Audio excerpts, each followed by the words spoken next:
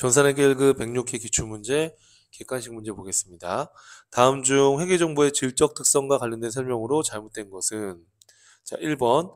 유형자산을 역사적 원가로 평가하면 측정의 신뢰성은 떨어지지만 목적 적합성은 제고된다. 이렇게 돼 있어요.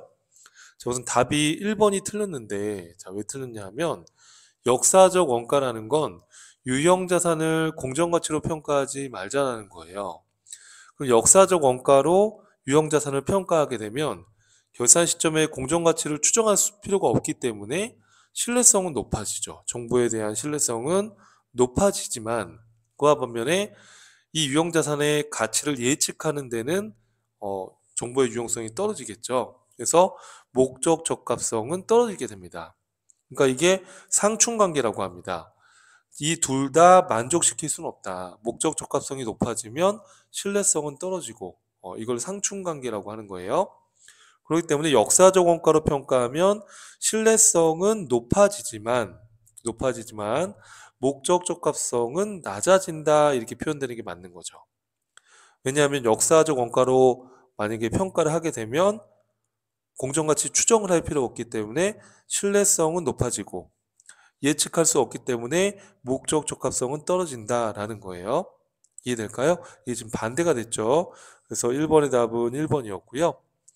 자, 회계정보는 기간별 비교 가능해야 하고 기업 실체 간 비교 가능성도 있어야 된다. 이거 우리가 이제 비교 가능성이다. 이렇게 얘기를 하는 것이죠. 회계정보의 질적 특성은 회계정보의 유용성을 판단하는 기준이 된다. 그렇죠? 우리가 질적 특성이라는 건 회계정보의 유용성이 유용한 정보가 되기 위해서 갖춰야 될 특성들을 말하는 거예요. 회계정보가 갖춰야 할 가장 중요한 질적 특성은 목적 적합성과 신뢰성이다. 이게 이제 주요 질적 특성이 되는 거예요. 근데 이 둘과는 상충관계가 존재한다라는 겁니다. 자, 그래서 문제 1번의 답은 1번이었고요. 2번으로 넘어가 보겠습니다. 다음 중 재무상태표가 제공할 수 있는 재무정보로 올바르지 않은 것은? 자, 우리가 재무상태표의 구조를 보면 자산, 부채, 자본으로 구성되어 있습니다. 그쵸? 자, 이때 재무상태표가 보여주는 것은, 자, 예를 들어서 회사가 자금을 조달하기 위해서 은행에서 차입을 했어요. 자, 예를 들어서 100원만큼 현금 자산을 조달하면서 은행에서 차입을 했어요. 100원만큼. 자, 그리고 회사가 50원을 현금을 조달하면서 주식을 발행해서 자금을 조달했어요. 자, 그럼 자산이 150원이고 부채가 100원, 자본이 50원입니다. 그쵸?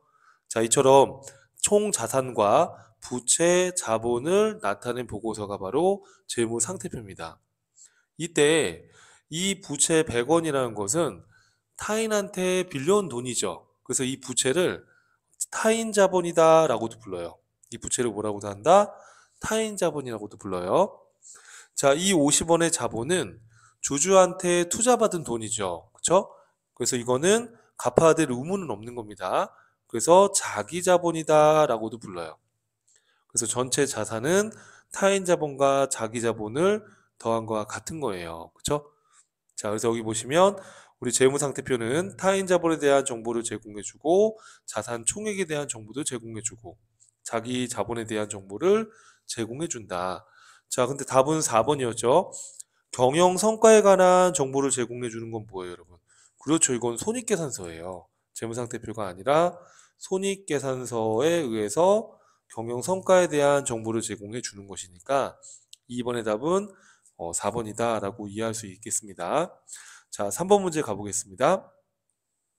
다음 중 유형자산의 취득원가에 포함하지 않는 것은 이렇게 돼 있어요. 자, 토지 취득세. 자, 우리가 유형자산을 취득할 때 들어가는 취득과 관련된 부대 비용은 자산의 취득원가에 포함하죠. 그래서 토지 취득세, 등록 면허세, 또 공인중개사 수수료, 토지 취득을 위한 거, 또 기기장치를 취득하면서 운반비가 들어갔다. 이런 것들도 다 취득원가에 포함을 하는 거죠. 그쵸? 자, 새로운 상품과 서비스를 소개하는 데 소요되는 원가다. 이거는 유형 자산을 취득하는 데 들어가는 거랑 전혀 관련이 없잖아요. 그죠? 새로운 상품과 서비스를 소개하는데 이런 소요 원가가 들어갔다? 이거는 취득과 관련된 부대 비용이 아니니까 이건 비용 처리해야 되는 것이죠. 그래서 답은 2번이네요. 자, 3번에 유형자산 취득과 관련하여 불가피하게 매입한 국공채의 매입 금액과 현재 가치의 차익이다. 자, 여러분 이거는 우리가 건물이나 토지 등을 취득하게 되면 등기를 해야 돼요. 또는 차량을 취득하게 되면 등록을 해야 돼요. 이렇게 등기나 등록을 해야 되는 자산을 구입했을 때, 취득했을 때는 반드시 국공채권을 강제로 구입을 해야지만 이게 등기나 등록이 가능해요. 그래서 국공채를 만약에 10만 원에 구입을 했어요. 그런데 이 국공채권은 일반 채권과 다르게 수익률이 낮기 때문에 이 채권의 현재 가치가 구입 금액보다 떨어집니다. 그래서 예를 들어서 이 채권의 현재 가치 시가가 7만 원이었다 가정해 볼게요. 예를 들어서 7만 원짜리 채권을 10만 원에 구입을 한 거예요. 그러면 3만 원만큼 손실이 났지만 이 손실은 우리가 비용이 아니라 이 해당 자산을 취득하는 데 들어가는 부대 비용으로 보는 거예요. 그래서 이렇게 채권에 매입한 국공채권의 매입 금액 10만 원과 이 채권의 현재 가치, 이 시가 7만 원의 차이 3만 원도 해당 자산의 취득 원가에 포함한다라는 얘기입니다. 그렇죠. 그래서 3번도 맞는 표현이고요. 설계와 관련하여 전문가에게 지급하는 수수료. 이것도 취득을 위해서 뭐 기계를 우리가 직접 제작한다고 했을 때 뭐 설계 수수료가 나갔다든지 이런 것들도 기계 취득을 위해서 들어간 부대 비용이니까 다 취득 원가에 포함을 합니다. 답은 2번이었죠. 새로운 상품과 서비스를 소개하는 데 소요됐다. 이거는 딱 봐도 여러분 취득과는 전혀 관련이 없잖아요. 그래서 2번이 우리가 취득 원가에 포함되지 않는다는 거. 4번으로 한번 가볼게요. 자, 다음 중 유가증권과 관련된 내용으로 가장 옳은 것은 유가증권. 자, 유가증권이라는 것은 뭘 말하는 거죠, 여러분? 주식하고 채권을 말하는 거예요. 유가증권이라는 거는 주식하고 채권을 말하는 겁니다. 자, 여러분 주식이라는 거는 우리가 지분증권이라고도 해요. 주식을 지분증권이라고도 해요. 주식을 지분증권이라고도 합니다. 자, 지분증권, 주식을 투자하는 이유는 뭐죠, 여러분들? 배당을 받으려는 목적이에요. 그렇죠? 그러면 주식을 투자하게 되면 배당을 받을 수 있는 것이고요. 주식은 만기가 없어요. 만기가 없습니다. 그렇죠? 그리고 주가가 오르면 이걸 팔게 되면 매매 차익을 얻을 수 있죠. 그렇죠? 대신에 지분이 있죠, 지분. 소유 지분을 갖게 되는 거예요. 자, 그와 반면에 채권, 우리가 채무증권이라고 하는데 채무증권은 채권을 채무증권이라고 합니다. 그럼 채권을 투자한 이유는 이자를 받기 위해서 투자한 거죠. 그래서 채권 같은 경우에는 주식과 다르게 만기가 있어요. 대신에 소유 지분은 없어요. 자, 그래서 이런 지분증권이나 채무증권, 주식이나 채권을 단기간 시세차익 목적으로 취득하면 단기 매매증권, 그 다음에 장기 투자했는데 중도에 매각을 할 수 있다 그러면은 매도 가능 증권. 그리고 우리가 채권의 경우에 만기까지 보유할 의도와 능력을 갖고 채권을 갖고 있다. 만기 보유 증권. 만기 보유 증권은 주식은 만기 보유 증권이 될 수 없습니다. 왜? 주식은 만기가 없기 때문에. 자, 문제 풀어보면 만기 보유 증권은 유가증권 형태상 주식 및 채권이 적용된다. 아니죠. 주식은 만기 보유 증권이 될 수 없어요. 왜냐하면 주식은 만기가 없다라는 거. 매도 가능 증권은 만기가 1년 이상인 경우 투자 자산으로 분류하고 주식 형태만 가능하다. 아니죠, 여러분. 매도 가능 증권은 주식이나 채권을 다 포함하는 거예요. 그래서 주식 형태만 가능하다 틀렸습니다. 단기 매매 증권은 주식 및 채권에 적용되며 당좌 자산으로 분류한다. 맞죠? 우리가 주식이나 채권을 단기 시세차익 목적으로 취득했을 때 단기 매매증권으로 분류하고요. 단기 매매증권은 1년 이내에 현금화되는 당좌 자산으로 구분이 됩니다. 자, 3번이 답이죠. 4번에. 자, 4번에 4번은 왜 틀렸을까요? 만기 보유증권은 주식에만 적용되며 투자자산으로 분류한다. 여러분 만기보유증권은 주식에만 적용되는 게 아니라 채권에만 적용된다라는 거예요. 자, 그래서 4번은 3번으로 정리하시고요. 자, 5번으로 넘어갈게요. 자, 다음 중 자본 조정 항목으로 분류할 수 없는 거. 자, 우리가 자본 조정이라는 거는 회사와 주주와의 거래를 통한 어떤 임시적인 항목들. 그렇죠? 그리고 회사와 자본 거래를 통해서 손실 본 것들. 이런 것들이에요. 자, 감자 차익은 자본 잉여금이죠. 그리고 주식 할인 발행 차금, 자기 주식 처분 손실은 자본 조정 계정 과목입니다. 그래서 감자 차익은 자본 잉여금 계정 과목입니다. 답이 1번이네요. 자, 6번으로 가볼게요. 자, 다음 중 수익의 측정에 대한 설명으로 옳지 않은 것은 자, 로열티 수익은 관련된 계약의 경제적 실질을 반영하여 발생 기준에 따라 인식한다. 맞습니다. 로열티 수익은 발생 기준에 따라 인식을 한다.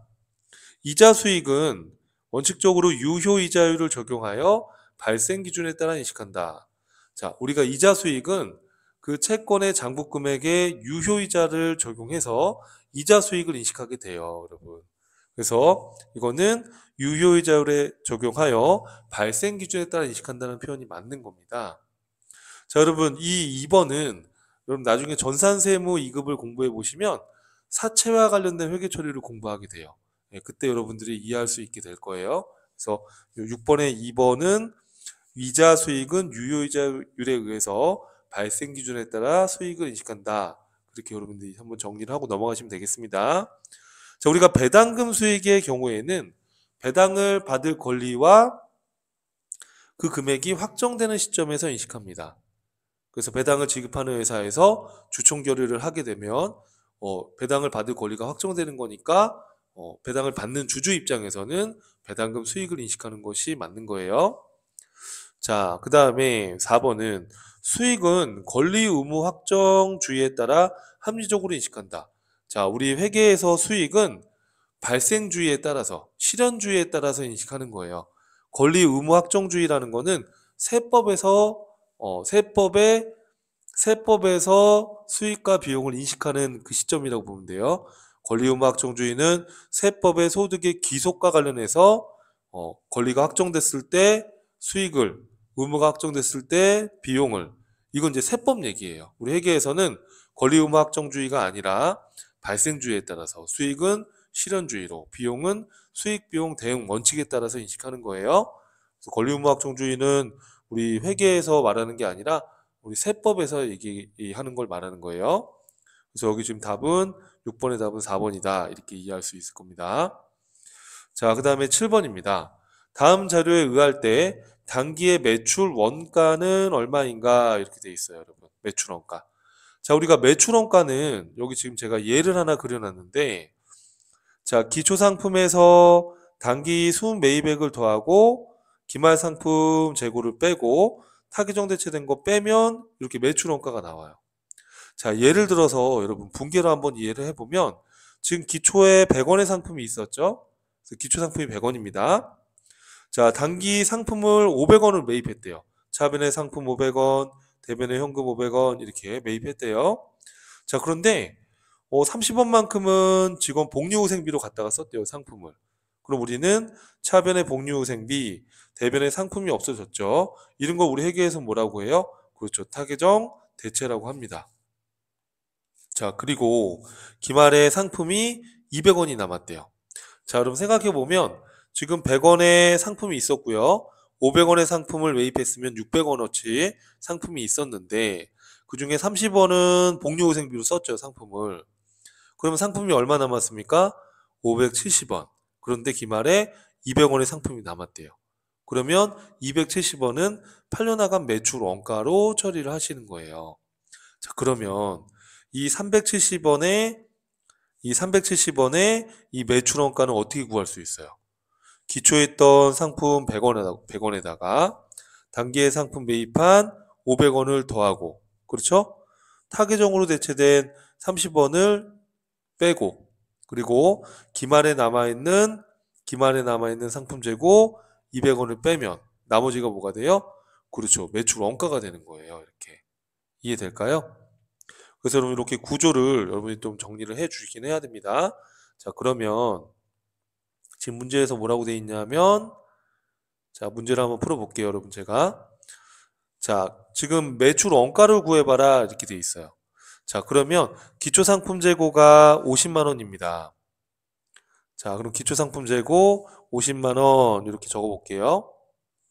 자, 그리고 지금 매입 애누리가 75만 원이 있고 총 매입액이 800이 있어요. 그럼 800에서 75만 원은 애누리해 준 거니까 순수하게 매입한 순매입 금액은 725만 원이 순매입액이 되는 거예요. 이해될까요, 여러분? 그래서 여기 매입액을 순매입액으로 제가 한번 표현해 볼게요. 자, 그러면 우리는 기말에 남아있는 상품 재고가 여기 얼마라고 되어 있죠? 150. 기말 상품 재고가 150이에요. 그런데 여러분 여기 보니까 타계정으로 대체돼서 지금 사용한 게 30만 원이 있대요. 이건 매출 원가가 아니라 다른 계정으로 지금 대체가 된 거니까 이건 타계정 대체를 뺀 나머지가 매출 원가가 되는 겁니다. 그러면 매출 원가는 50만 원 기초 상품에다가 단기 상품 순매입액을 더하고 기말에 남아 있는 거 빼고요. 그렇죠? 그리고 타계정 대체된 거 빼고요. 하게 되면 얼마가 나오세요? 595만 원이 나오시죠. 그죠? 그래서 답은 595만 원 4번이 되는 거예요. 이렇게. 여기 얼마가 나온다? 595만 원이다 라는 겁니다. 그래서 이렇게 계정 구조를 여러분 한번 정리할 필요성이 있습니다. 자, 그래서 답은 4번이었고요. 8번 문제로 보겠습니다. 자, 주식회사 연무는 2025년 12월 26일에 거래처에 상품을 인도하였으나 상품 판매 대금 전액 26년도 1월 5일날 입금돼서 동일자의 전액 수익으로 인식했대요. 여러분 이게 우리가 12월 26일 25년도에 상품을 팔았으면 25년도에 수익으로 인식을 했어야 되는 거죠. 근데 25년도에 수익을 인식하지 않았기 때문에 25년도에는 수익이 과소하게 계상됐고 수익이 과소하면 당기순이익도 과소계상됐고 당기순이익이 과소계상돼 있으면 자본의 이익잉여금도 과소하게 계상돼 있겠죠. 자, 그리고 대변의 상품 매출, 차변의 외상 매출금 채권을 인식했어야 되는데 채권 자산을 기록하지 않았기 때문에 25년도에 자산이 과소하게 기록돼 있겠죠. 그렇죠? 그럼 여기서 지금 문제에서 올바른 미치는 영향으로 올바른 것은 이렇게 되어 있습니다. 자, 그럼 몇 번일까요? 자산이 과소계상됐다라고 이해하면 되겠죠. 1번이 답이네요. 비용이 과소계상됐다. 비용하고 상관없죠. 이건 지금 수익이 과소계상된 거니까. 또 부채가 과소계상됐다. 지금 부채하고 상관없잖아요. 그죠? 수익이 과대계상됐다? 아니죠. 수익은 과소계상된 거잖아요. 그래서 8번의 답은 1번으로 이해를 하시면 되겠고요. 자, 9번입니다. 아래의 자료에서 설명하는 원가 행태에 해당하는 것은 조업도의 변동과 관계없이 총원가가 일정한 고정원가, 이렇게 고정원가 하고 조업도의 변동에 비례하여 총원가가 변동하는 변동원가, 이렇게 추가요금 같은 이런 변동원가로 구성되어 있는 원가 행태.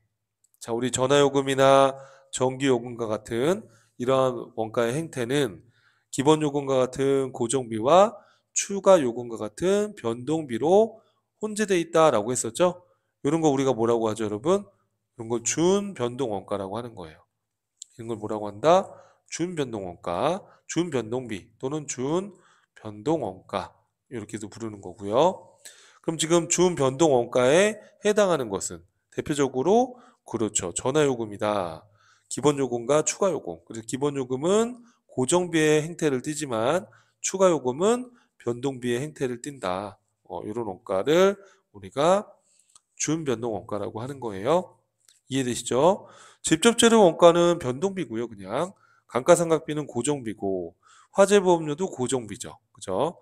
요 전화요금은 이렇게 준 변동원가라고 생각하시면 되겠습니다. 고정원가, 변동원가가 혼재되어 있다 이렇게 이해하시면 되겠습니다.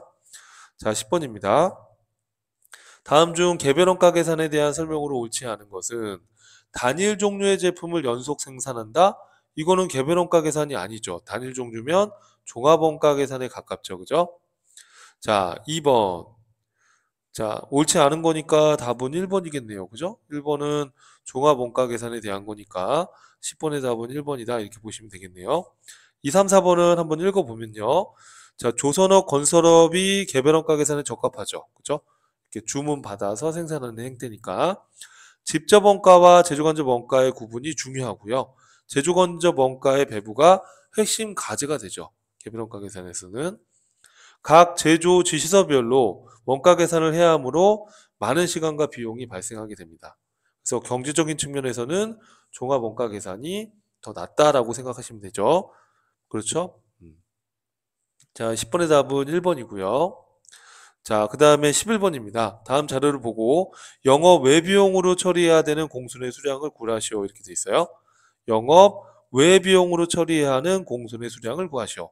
자, 우리가 공손은 정상 공손과 비정상 공손으로 나눠집니다. 자, 문제에서 보시면 기초 제공품이 400개고요. 그 다음에 단기 착수한 게 1000개입니다. 그런데 기말에 남아있는 수량이 200개예요. 자, 그리고 기말에 남아있는 수량이 200개, 공손 수량도 200개. 그럼 양쪽이 같아야 되니까 지금 400개, 1000개면 1400개인데 지금 기말 제공품이 200개, 공손 수량이 200개면 완성된 수량은 그렇죠. 1000개죠. 근데 여기 뭐라고 돼 있냐면 정상 공손은 어디까지 허용할 수 있냐면 우리 회사는 완성품 수량의 5%로 하겠대요. 그럼 완성품 수량이 1000개니까 1000개의 5%를 하게 되면 50개죠. 그럼 200개의 공손 중에 50개는 정상 공손, 나머지 150개는 비정상 공손 이렇게 파악하시면 되는 거예요. 그래서 답은 3번이다 이렇게 보시면 되겠죠. 자, 다음 문제 보겠습니다. 12번. 다음 자료를 이용하여 단기 총 제조 원가를 구하면. 자, 우리가 단기 총 제조 원가라는 것은 직접 재료비 또는 뭐 직접 재료 원가, 직접 노무 원가, 제조 간접 원가. 그래서 직접 재료비, 직접 노무비, 제조 간접비. 그래서 직접 재료 원가, 직접 노무 원가, 제조 간접 원가 합쳐서 단기 총 제조 원가라고 한다고 했죠. 자, 그럼 여기서 직접 재료 원가가 18만 원이라고 나와 있습니다. 또 직접 노무 원가가 32만 원이라고 나와 있어요. 지금 문제에서 단기 총 제조 원가를 구하라고 했으니까 제조 간접 원가만 구하시면 돼요. 자, 제조 간접 원가는 주로 이런 제조 경비들이란 말이에요. 그쵸? 간접 재료비, 간접 노무비, 이런 제조 경비들 이런 것들이 제조 간접 원가인데 여기 보니까 공장의 임차료, 공장의 전력비 이런 게 대표적인 우리가 제조 간접 원가가 되는 거예요. 그러면 요 20만 원과 7만 원을 합치면 얼마가 되는 건가요, 여러분? 20만 원과 5만 원을 합치면 얼마가 되는 거죠? 25만 원이 제조 간접비, 즉 제조 간접 원가가 되는 겁니다. 그럼 요걸 다 더하시면 18만 원, 32만 원. 그러면은 50만 원. 50만 원에서 25만 원 더하면 75만 원이 단기 총 제조 원가다. 이렇게 이해를 하실 수가 있겠죠. 자, 13번입니다. 다음 중 부가가치세법상 과세 대상으로 볼 수 없는 거. 자, 우리가 과세 대상 거래는 뭐가 있어요, 여러분? 자, 우리가 재화의 공급, 또 용역의 공급, 재화의 수입이죠. 용역의 수입은 본 적 없잖아요. 그죠? 용역은 수입을 한다고 했을 때 사람이 하는 행위 같은 거니까 실체 파악이 안 돼요. 그래서 용역의 수입은 과세 거래에 해당하지 않습니다. 자, 그래서 13번의 답은 4번이었고요. 14번입니다. 다음 중 부가가치세법상 사업자 등록에 대한 설명으로 잘못된 것은 사업자는 사업장마다 사업 개시일로부터 20일 이내에 사업자 등록을 신청해야 됩니다. 사업자는 사업자 등록 신청을 한 사업장 관할세무서장에게만 할 수 있다.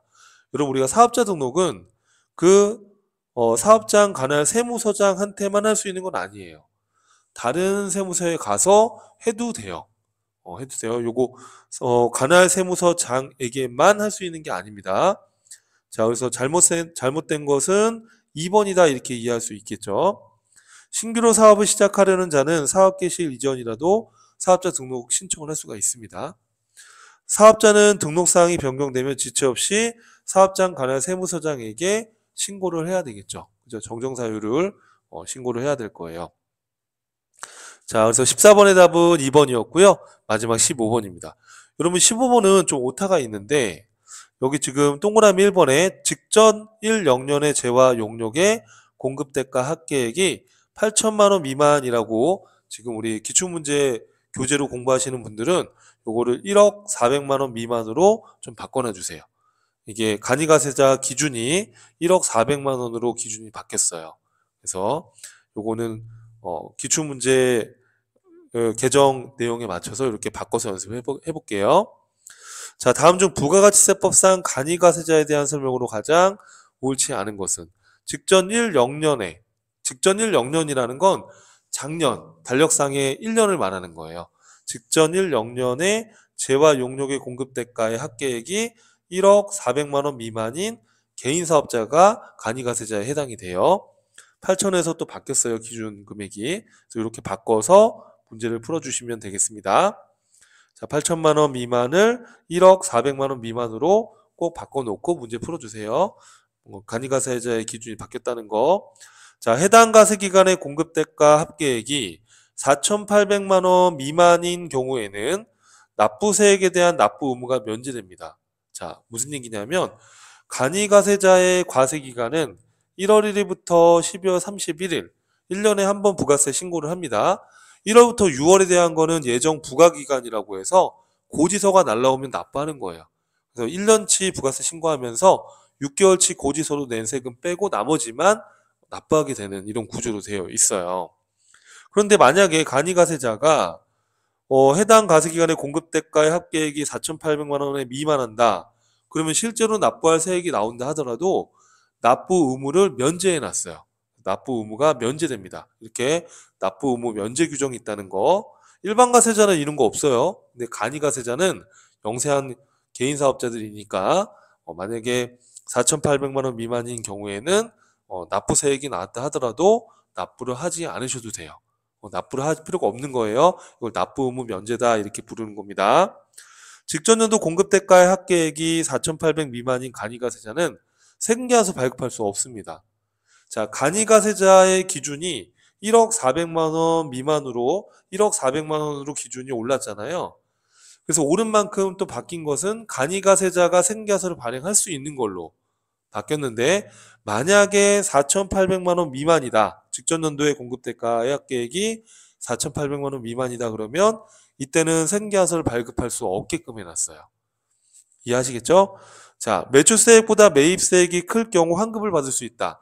간이가세자는 부가가치세 납부 자체가 크지 않기 때문에 환급을 해주진 않아요. 간이가세자는 환급을 받을 수는 없어요. 그래서 답은 15번의 답은 4번이다 이렇게 이해하실 수 있겠습니다. 자, 그래서 객관식 15문제를 풀어봤습니다. 여러분 수고하셨고요. 다음 강의에서 뵙겠습니다. 감사합니다.